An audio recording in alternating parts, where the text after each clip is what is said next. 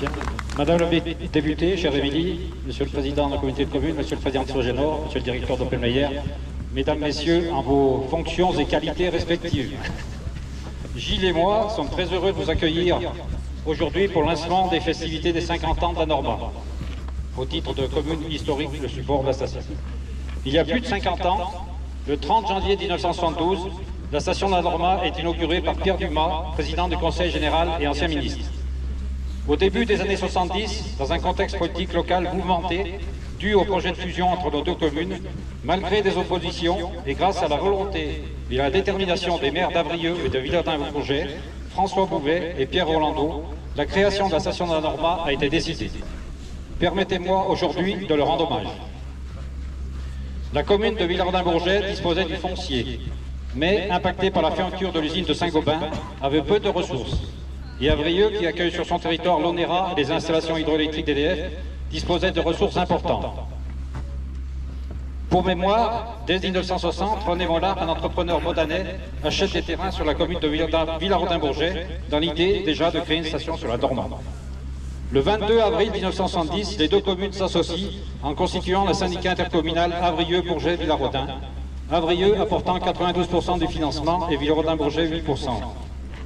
Pour les élus, la volonté et la priorité est de maintenir et de créer de l'emploi pour éviter l'exode de la jeunesse. La télécabine du Melzet est la première à être installée en Maurienne. L'équipement du secteur de la Repose est inauguré le 22 décembre 1984 avec le télésiège d'Evria de la Repose, premier équipement de ce type dans la région.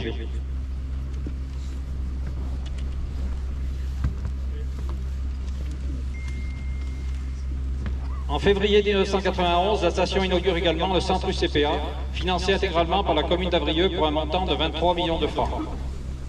Aujourd'hui, l'UCPA a quitté la Norma et un repreneur poursuit l'activité d'hébergement. La commune d'Avrieux travaille sur un projet de réhabilitation du centre qui nécessitera un investissement financier important. La station a traversé une période difficile en février 90 avec une avalanche le 13 février et une tempête d'une rare violence le 28 février. Le 1er janvier 1989, grâce à la détermination et la pugnacité des élus, le district de la Norma est créé, se substituant au syndicat intercommunal Avrieux-Bourget-Villardin et lui apportant l'autonomie financière et un rééquilibrage des contributions financières des deux communes, toujours source de discussion et arbitrage. Ce district, fortement jalousé à l'époque, échappait à l'éclatement de la taxe professionnelle. La gestion de la station est désormais confiée à une société d'économie mixte, la Sogénor, par le biais d'un traité d'affermage. La Maison du Tourisme est créée en 1992. Les premiers enneigeurs ont été mis en service en décembre 1990. Actuellement, il y en a 160, ou un peu plus, je n'ai pas le compte exact. Avec les différentes réformes de l'intercommunalité, le district s'est transformé en communauté de communes de la Norma le 1er janvier 2002.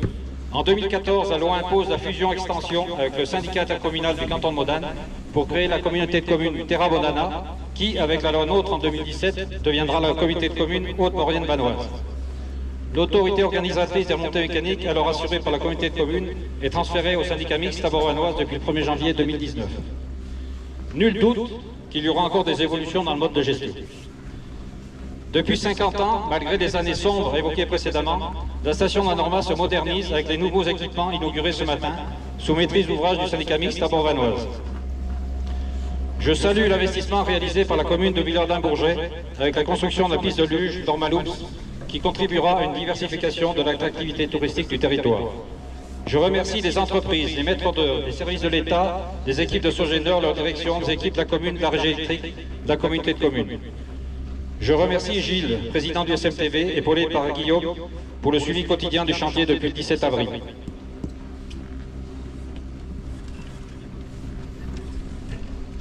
Aujourd'hui, sans tous les citer, de crainte d'en oublier, je veux saluer et remercier les hommes et les femmes qui ont œuvré chacun à leur tour, chacun dans leur fonction, chacun à leur place, habitants, élus, personnel de la Sogénor, de l'Office du tourisme, école de ski, club des sports, commerçants, hébergeurs, sociopros, entreprises, directeurs, mais aussi la clientèle qui a su rester fidèle à notre station.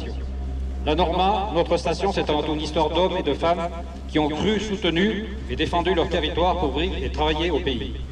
Malgré les incertitudes liées au réchauffement climatique, malgré l'impact substantiel de l'augmentation du coût de l'énergie et des matières premières, Il faut rester confiant dans l'avenir de nos stations et de l'activité économique qu'elles génèrent. Pour terminer, nous avons retrouvé dans nos archives communales le discours du Père Tour, petit clin d'œil à nos collègues de Valseny, dont il est originaire, curé de la paroisse d'Avrieux lors de l'inauguration 72. En voici un extrait. Allons plus loin encore et puissent toutes nos petites stations former bientôt la grande station de la Haute-Maurienne dans une organisation commune. Bon anniversaire et longue vie à la Norma.